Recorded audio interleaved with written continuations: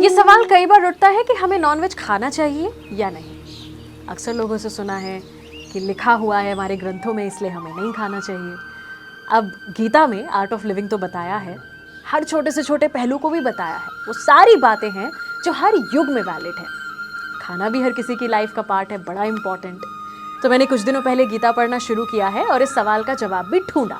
आपको इस सवाल का जवाब मैंने देना शुरू किया कल से कि आखिर गीता में क्या खाने को मना किया है, क्या खाने को कहा है। गीता में फूड के टाइप को 3 कैटेगरीज में डिवाइड किया है, जिसमें से पहला तो मैंने कल आपको शेयर किया था। तामसिक फूड क्या होता है, ये कल मैंने आपको बताया था। आज जानेंगे राजसिक फूड आखिर क्या है। Let's find out in this video. मैं मानसी हूँ आपके साथ ऑन एबीपी लाइव पॉडकास्ट। यह है गीता अनप्लग्ड, जहाँ रोजाना गीता से एक श्लोक मैं आपके लिए लेकर आती हूँ, उसका आपको ट्रांसलेशन बताती हूँ विदाउट एनी स्पेक्यूलेशंस।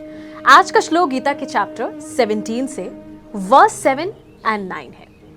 पहले संस्कृत में जानते हैं क्या कहता है।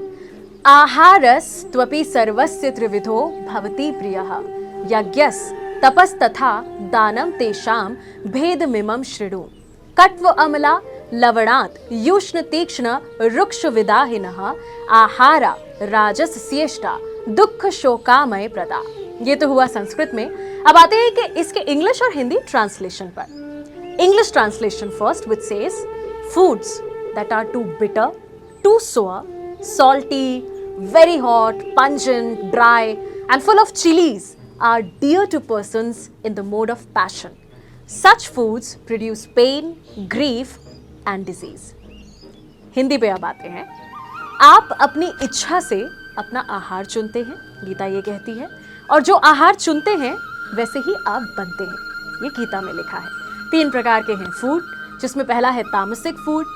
अक्सर हम यही मानते हैं कि खाना तो स्वाद ही होना चाहिए, नहीं तो खाने का मतलब ही नहीं।